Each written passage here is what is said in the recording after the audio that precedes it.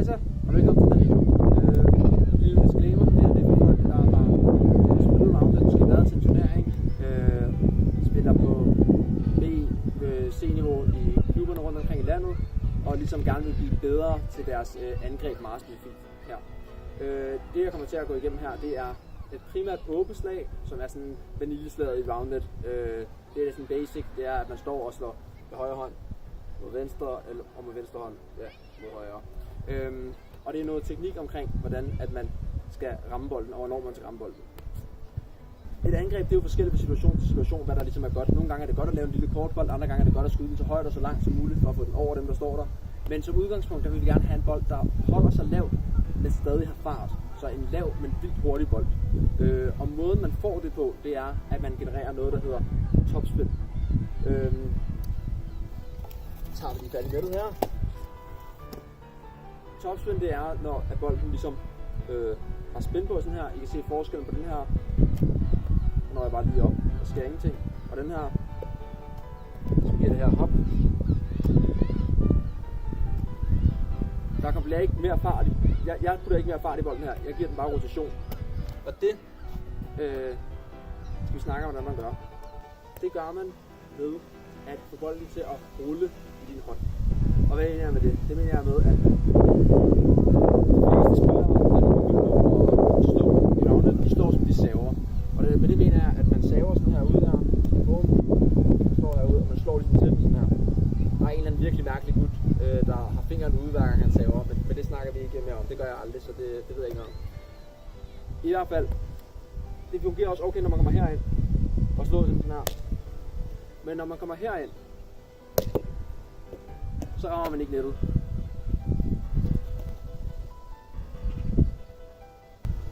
Så det vi gerne vil, det er at vente så lang tid på bolden som muligt. Og få den lavt af. Hvis man slår herop, så kommer den højt af. Og alle kan nå at løbe den der ned. Tip nummer 2, som er, det her det var timingen, det er at man skal vente. Tip nummer 2, det er det her med at få den rullet ud af hånden. Folk slog sådan her, som de sagde, men jeg vil gerne have, at man slår sådan her. Før var hånden sådan her, fingrene pegende væk. Nu er hånden sådan her, fingrene pegende nedad. Og det er ikke fordi man skal slå sådan her. Man kommer ind over nettet sådan her, og så er ens hånd naturligt nedad. Man vil have bolden til at være lav, man peger fingrene nedad. Hvorfor kommer man til det? Det er så man kan slå bolden herop, og den så ruller ud af fingrene. Sådan her. Man behøver ikke at lave nogen speciel bevægelse med fingrene eller med hånden, andet end bare at slå igennem. Mekanismen, det er lidt det samme som hvis jeg prøver at have en spand vand, og så svinge den rundt sådan her, og vandet ikke falder ud. Vandet bliver ligesom presset ind imod spanden. Her der bliver bolden ligesom presset ind imod hånden, og den eneste måde det kan komme ud på er, at den ruller ud her. Og det er det, der giver den der virkelig lave afslutning. Man kan også høre det på nettet. Den der.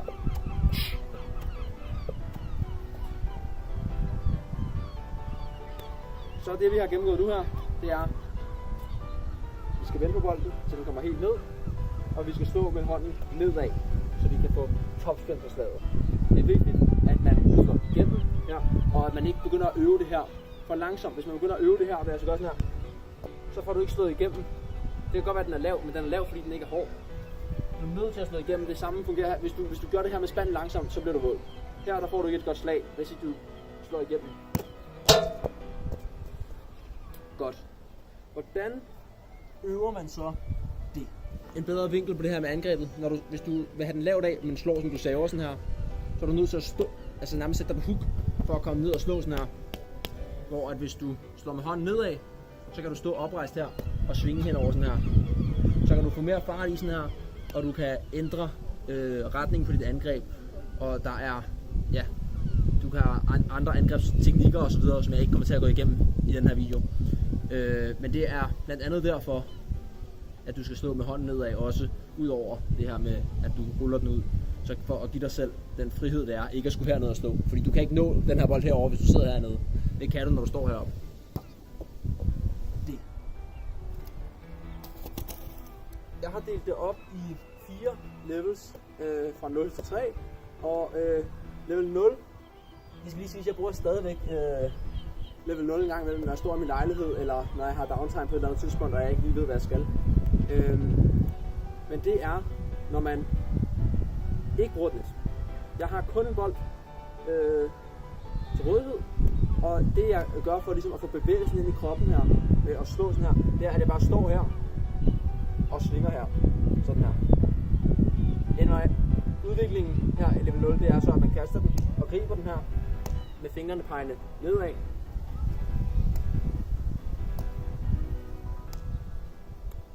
Og så kan man så bygge videre med at tage den sådan her, og rulle den ud af hånden. Den her, den skulle gerne komme rigtig, rigtig lavt af. Hvis den ikke kommer lavt af, så bliv ved. Selvfølgelig skal du gøre det samme med din overhand. Sidste step her på level 0, det er selvfølgelig, at man kan tage den sådan her, og så prøve at få den sådan lidt grebet, som før, og få lavet det her rulle. Level 0. Level 1, det er selvfølgelig lidt dejligt. Og det er for at få en fornemmelse af, hvordan det er at gøre med net. Jeg vil anbefale, at man gør alt, hvad vi lige gør på level 0. Det gør vi lige igen her på level 1.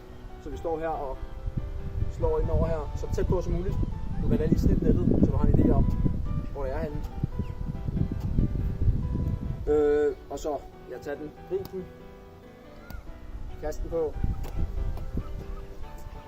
De her ting. Men der hvor vi går videre så her til rent faktisk level 1 her, det er at vi lægger bolden et sted på nettet sådan her. Hvis din bold ruller, når den gør det her, så er din net ikke stramt nok, så skal du stramme det noget mere. Og så står du her, og slår med hånden. Du kan ligge forskellige steder. Jo tættere du kommer på den rim, du slår mod, jo sværere er det, uden at ramme rim. Når du kan det her og få den af under knæhøjde, fedt, så kan du langsomt begynde at gå videre. Husk venstre hånd selvfølgelig. Og så er du sådan set klar til at have den lille bevægelse her. Og det er så level 2 det her. Og der kan man bruge virkelig lang tid, før man kan gå videre, fordi at det er level 2, der er, at man står og jogger den 1, 2, 3. Og så prøver man at slå på den her måde med, at man venter, og man rammer den, og den ruller. Pas på, at man ikke overdriver den her rullebevægelse ind i jeres hoved. Altså det er et hurtigt rull. Det er ikke sådan en wow. Det går stærkt. Og det er det nødt til, fordi ellers så får du ikke fart i. Så, og level 2, der kan man jo også, man kan jo gå lidt rundt her, stå på den ene hånd. Jo tættere på midten og nede du ligger den, jo sværere er det. Level 3. Level 3 ligger ud på, at man nu tager et skridt væk fra netten og giver sig selv en bold.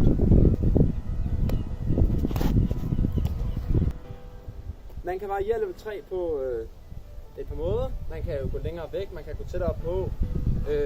Men det er det her med at tage et skridt og komme ind og ligesom slå. Fordi det sker ofte i et rigtigt spil. Jo højere du giver dig selv, jo sværere kan man se er det at ramme bolden. Fordi du skal kigge op og kigge ned og kigge op og kigge ned, og det er mega svært.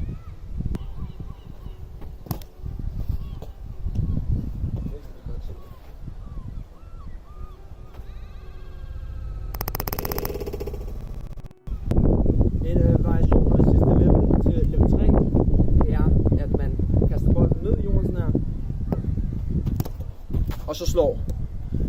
Den er svær, fordi at jo mere ujævnt dit underlag er, jo mere random kommer den til at bounce.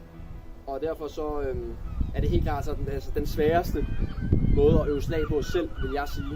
En variation til level 3, det kan være, at man skal tage et skridt mod den ene retning, og så bagefter justere til der, hvor bolden er, for ligesom at skabe det her uvidshed, og at du skal justere. Så hvis nu jeg skal tage til højre,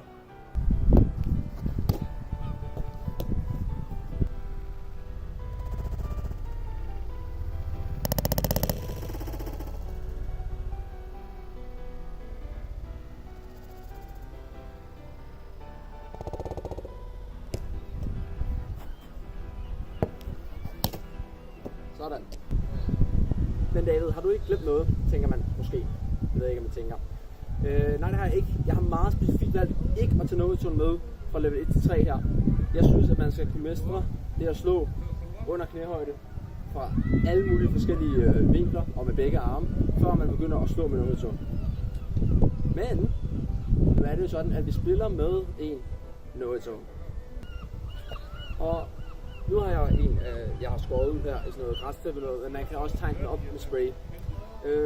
Og her der vil jeg anbefale, at man gik helt meget tilbage til lidt og bage bolden herinde, og så prøve at se, om man kunne ind og slå til den, stadig med hånden pegende nedad, og så arbejde sig op fra level 1 til level 3.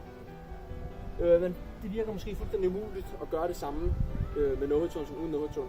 Og der er 2 ting, man kan gøre for at fikse det. Den første, det er det, der hedder et shuffle step, og det andet, det er det, der hedder et cross step. Og shuffle step, det er simpelthen sådan her, at man tager rundt omkring no-hit-tone. Og det kan man jo gøre, hvis en hævning er heromme. Så kan man slå den der. Og det andet hedder et cross step. Og det er, hvis man vil slå med højre mod venstre, så tager man med venstre ben mod højre. Så det ser sådan her ud. Omvendt, så vil det se venstre eller højre, når du står med venstre mod højre, vil det tage med højre ben. Så det ser sådan her ud.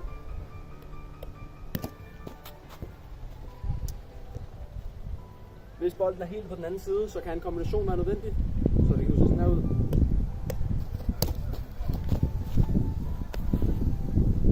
Måden man træner det her på, det er egentlig uden bolde. Fordi den her, den er nem nok at træne her, når man kommer ind, og man kan hele tiden sådan røre midt af nettet sådan her. Det var shoulder step, cross step. Der vil vi gerne læne os så meget ind over her, at vi kan tabe den modsatte rim. Hvis du kan nå fuldstændig lodret over, så er det ideelt. Det kan jeg ikke helt. Og ja, her er det nemmere, hvis man er høj, men det er ikke umuligt for mig eller folk, der er lavere end mig, at nå hele vejen over. Og nogle gange så kan man også gøre det i et rigtigt spil, fordi man har lidt mere adrenalin og sådan noget. Men når man øver det her, så vil jeg sætte nettet sådan her, og så vil jeg sige, de to rims her, dem må man rigtig gerne kunne røre med det her skridt. Og det handler virkelig om at få den der lænebevægelse der. Sådan der. Når du er på et punkt, hvor at du kan gøre det her uden at ødelægge dit net, altså læne dig ind over og slå, så er du good to go til at tage en bold med. Så du kan lægge en bold herinde for eksempel, og så kan du shuffle step rundt. Eller du kan tage en bold herinde, og så sige sådan der. Og så er det ellers bare igen, det var level 1, level 2.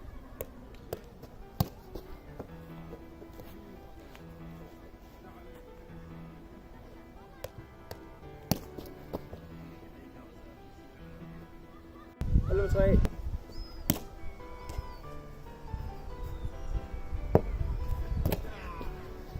Og nogle gange, så rører bolden ikke nedad, så rører den opad. Og det kan man blive ved med at øve på. Det kan jeg også.